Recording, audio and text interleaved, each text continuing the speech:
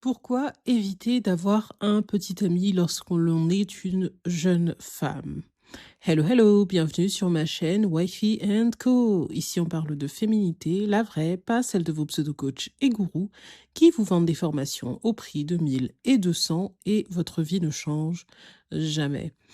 Alors les filles, moi, je ne vous recommande pas du tout d'avoir un petit ami, si vous êtes une jeune femme et alors là, encore moins, si vous êtes une femme, plus âgée, donc qui a plus de 25 ans, qui a plus de 30 ans.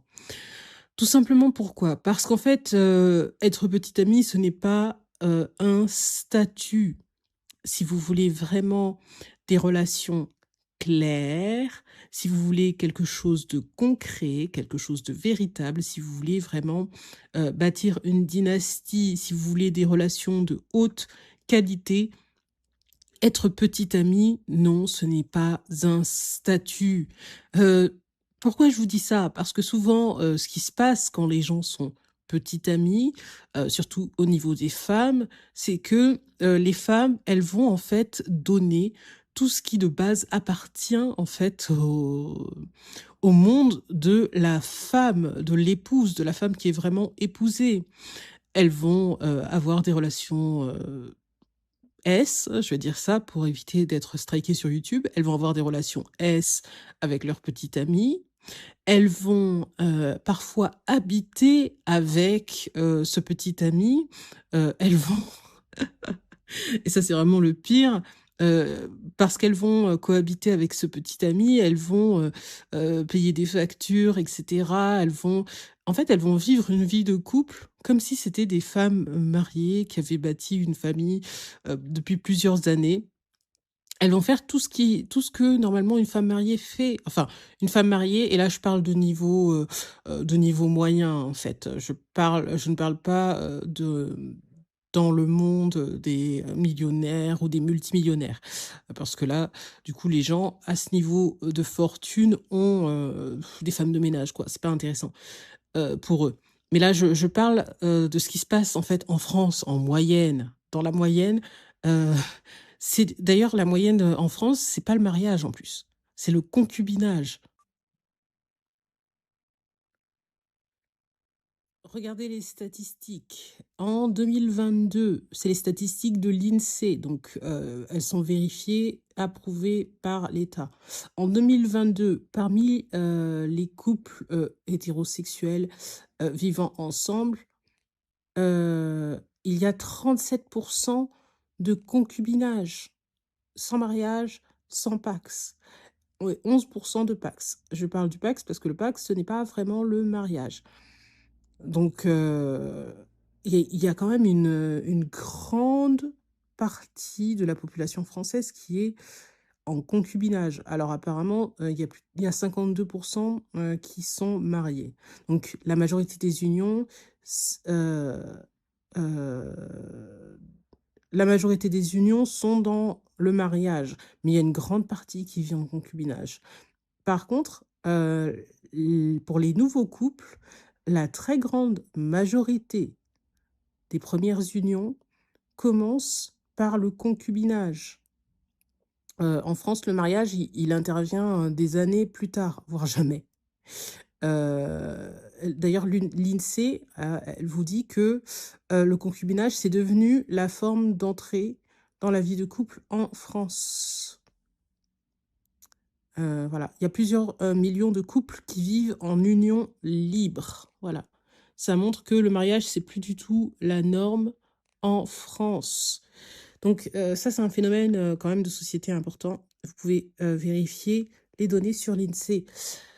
Donc je vous dis ça et en fait, la majorité des Françaises, je suis désolée, mais vous êtes en train de vous faire douiller. Vous faites, tout ce qui appartient à une femme qui est mariée et ça, c'est lié au fait qu'en fait, on a tellement dit aux gens, que le mariage n'était qu'un papier et je pense aussi que, la majorité des jeunes femmes actuellement, ce sont les filles des femmes qui sont de la génération, boomers ou, des femmes de la génération X et donc des femmes nées entre, la fin des années 50 et je vais faire très large, hein, 2 générations ensemble et 1979.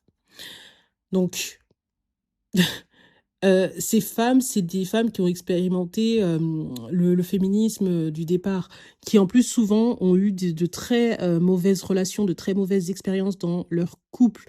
Donc en fait, la façon dont elles ont éduqué les jeunes femmes d'aujourd'hui, elles les ont éduquées à avoir une mauvaise vision déjà de base et puis ces jeunes femmes, elles ont grandi dans des foyers où voilà, il y avait, ça se passait mal en fait. Il y avait des disputes, des choses, mauvaises qui se passaient. Donc elles avaient, les jeunes aujourd'hui, même pas que les femmes, ont vraiment une mauvaise image du mariage, heu, par leurs parents. Le problème, c'est que les jeunes vivent à travers, les expériences de leurs parents. Ils ne font pas la distinction entre eux et leurs parents. Ça, c'est une autre génération. Par exemple, les boomers, qui sont les parents, des millennials, comme moi, par exemple. J'ai des parents boomers. Heu, eux, par exemple, c'est une génération de tabous, de silence. On ne parle pas de certaines choses, et cetera. Mais nous, par exemple, les millennials, on n'est pas obligés d'être comme ça, en fait. Si vous êtes de la génération Z et même après, enfin, je m'adresse surtout aux filles de la génération Z parce que je m'adresse aux personnes majeures. Donc ça ne m'intéresse pas vraiment la génération d'après. Mais voilà, je m'adresse aux Gen Z, celles qui sont, plus âgées, donc celles qui ont à partir de 18 ans et plus. Heu, vous n'êtes pas obligés d'être comme vos parents X, la génération Z. Vous n'avez aucune obligation d'être comme eux, vous êtes des personnes, totalement différentes. Ce n'est pas parce que votre mère a eu des mauvaises expériences dans le mariage que ça va se passer, de la même façon que vous. Vous n'êtes pas votre mère, mesdemoiselles, mesdames. Vous n'êtes pas votre mère. Et donc il ne faut pas laisser cette, mauvaise expérience, vous traumatiser. Ce n'est pas votre trauma, d'ailleurs, ce n'est pas votre rôle de porter le trauma de votre mère. Les mères qui vous font porter leur trauma, qui démontrent, leurs mauvaises expériences comme ça à des personnes lorsqu'elles sont encore enfants, franchement, c'est pas une bonne chose. C'est pas de la bonne parentalité. Et donc ce que ça vous amène à faire, ça vous amène à entrer dans un couple et à donner ce qui normalement devrait être donné, qui ne devrait pas être donné gratuitement. Vous savez, quand vous faites ça, le concubinage, les filles, ça profite plus à l'homme qu'à vous. Pourquoi? Parce que l'homme n'a aucune responsabilité derrière. Lui, il va user, par exemple, vous allez, faire, des tâches ménagères et même si c'est partagé, vous en faites quand même. Mais en plus de ça, vous allez travailler. Voilà, vous allez travailler, vous allez faire des tâches ménagères, vous allez donner un peu, en fait, tout ce qui, normalement, se donne, dans le couple marié. Vous allez donner des relations intimes, heu, en fait, ça va lui profiter à lui. Vraiment, ça va profiter à l'homme. Je pense que vous ne vous en rendez pas, vraiment compte et donc cette peur, en fait, ce trauma qui n'est même pas le vôtre, ça vous amène à être finalement défavorisé, dans vos relations. Heu, les filles, je vous ai toujours dit que les relations, hommes-femmes, elles ne sont pas du tout égales. Alors là, pas du tout, absolument pas et encore moins équitables. Donc vous devez comprendre ça les filles et si vous comprenez ça, vous allez comprendre que, il faut, essayer d'équilibrer un petit peu cette balance, même si c'est pas un vrai équilibre véritable, mais il faut gagner des points de votre côté. Il faut gagner un petit peu de terrain, un petit peu de pouvoir. C'est important et vous avez des choses qui sont quand même très précieuses. Alors j'ai pas envie, je pense de m'étaler trop dessus parce que j'ai pas envie déjà de faire polémique, parce que YouTube, c'est quand même public et je sais que, il y a des hommes malsains des hommes malsains qui m'écoutent et ils n'auront pas accès à ces informations-là. J'en parlerai pas publiquement. Donc les filles, j'ai un groupe Telegram privé. Je vais faire plusieurs analyses, j'en ai déjà fait plusieurs déjà aussi. Si cela vous intéresse, n'hésitez pas à y accéder, c'est gratuit. Je vous mets le lien en barre de description. Et pour tous les hommes qui tenteraient de s'infiltrer, de toute façon, le groupe Telegram, heu, c'est beaucoup plus privé et je peux enquêter. Je peux savoir qui est un homme ou pas et je vais virer tout de suite tous les hommes. Donc c'est une safe place pour les femmes, là-bas sur Telegram. Donc voilà les filles, les personnellement pour moi, vraiment ces histoires de petites amies, c'est vraiment à oublier. Alors on va me dire: «Mais, heu, il faut apprendre à connaître la personne, avant de pouvoir se marier avec elle et cetera. On peut pas se lancer comme ça, donc vivre ensemble, ça permet de se connaître». Moi, je vais vous dire un truc, j'ai jamais vécu avec mon mari avant, de l'épouser. Et on est très bien mariés depuis plusieurs années. Et voilà. Vous savez qu'une personne, bien sûr qu'il faut apprendre à la connaître, mais je ne vous conseille pas d'apprendre à la connaître en vivant avec elle. Ce n'est pas du tout en vivant avec elle que vous allez la connaître. Il y a une expérience scientifique qui montre, que, dans un couple, pour que ça fonctionne, il doit y avoir 2 éléments. Il doit y avoir, donc l'attirance mutuelle et il doit y avoir l'amour. Amour et attirance mutuelle, ce n'est pas la même chose. Vous savez, vous pouvez être attiré par quelqu'un sans l'aimer, d'accord? Et donc voilà. Donc, heu, dans le cas où vous vivez avec une personne, dans, dans le même appartement, dans la même maison, vous pouvez toujours aimer cette personne. Mais l'attirance, c'est quoi? Regardez juste l'étymologie du mot «attirer». Alors, selon le Larousse, la définition du mot attirer, la première définition, c'est tirer, faire venir à soi par une action matérielle. Par exemple, l'aimant attire le fer, c'est de l'attraction. La deuxième définition, c'est inciter, inviter, déterminer un être vivant, voilà, ou quelque chose à venir, capter, ça c'est la troisième définition, solliciter, par exemple le regard ou l'attention. La quatrième définition, c'est inspirer à quelqu'un un sentiment agréable qui l'incite à vouloir quelque chose, à se rapprocher de quelqu'un. Voilà.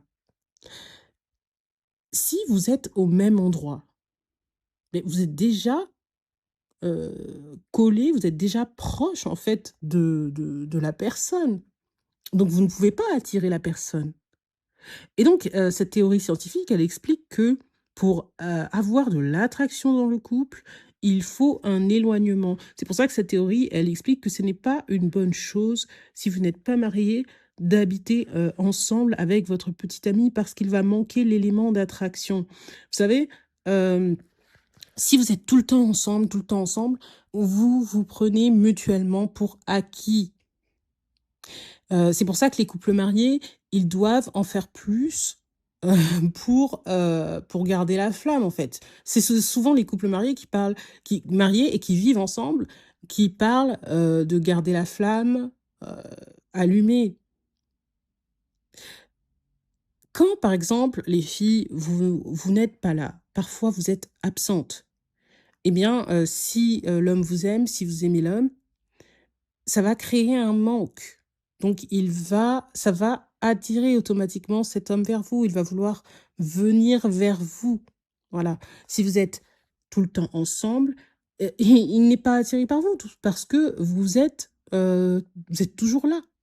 Vous devez créer un manque et c'est pour ça que cette histoire de petite amie là, de concubinage, de vivre ensemble, pour moi, c'est médiocre. Ça ne vous permettra pas d'avoir une relation de haute qualité. Lorsque, l'homme vous aime et qu'il est attiré par vous, il y aura toujours cette flamme qui va être allumée, d'accord? Et il va toujours faire ses efforts pour vous avoir, pour venir vers vous. Vous ne serez pas acquise, voilà. Et dans le mariage, vous me direz, «Bah, alors du coup, le mariage, c'est pas profitable parce que du coup, on est acquises». Non, justement, là, quand vous êtes mariés, déjà vous êtes sécurisés juridiquement. Ça, c'est super important et je ferai une analyse approfondie sur, toute, la sécurité, juridique que cela apporte et tous les bénéfices, hein, que ça apporte le mariage en termes, de juridique et cetera. Je le ferai sur Telegram. Je ferai peut-être une petite partie sur YouTube, mais je le ferai surtout sur Telegram. Donc les filles, encore une fois, n'hésitez pas, le lien est en barre de description. Donc ça vous sécurise le mariage en termes juridiques et bah, justement, oui, effectivement, il faut entretenir la flamme parce que on se voit tous les jours, il n'y a plus de mystère et cetera. Mais au moins vous êtes sécurisés, vous avez les bénéfices aussi derrière, vous avez une contrepartie. Ce n'est pas gratuit. Le mariage, ce n'est pas gratuit et surtout pas pour les hommes.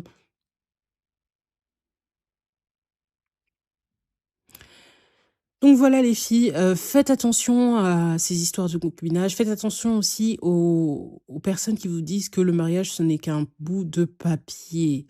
Ah, ah, ah. Non, ce n'est pas juste un bout de papier. En tout cas, c'est un bout de papier qui est bien plus sécurisant que, de donner, de soi, gratuitement comme ça. Donc les filles, si vous n'êtes pas encore abonnées à ma chaîne, n'hésitez pas à vous abonner. Si cette vidéo vous a plu, n'hésitez pas à me laisser un like et même à me laisser un petit commentaire. N'oubliez pas, si le groupe Telegram vous intéresse, le lien est en barre de description. Je fais également des analyses personnalisées. Ce n'est pas du coaching, mais si cela vous intéresse, si vous avez un problème dans votre positionnement féminin, si voilà, vous êtes en discussion avec un homme fortuné, un high value man, mais que vous ne savez pas comment amener la relation à quelque chose de concret, n'hésitez pas, j'ai créé un formulaire que vous pouvez remplir dans lequel vous allez me donner toutes vos informations. Sachez que je suis soumise au code de la déontologie, je n'ai pas le droit de révéler vos informations, donc tout va rester privé. Donc je peux analyser votre situation, je peux vous aider à atteindre certains de vos objectifs, je peux identifier vos angles morts, les points forts aussi que vous ne voyez pas forcément en vous et vous donner des exercices pour justement capitaliser un maximum sur vos points forts. Voilà. Donc les filles, n'hésitez pas, je mettrai le lien en barre de description. Voilà les filles, je vous dis à bientôt.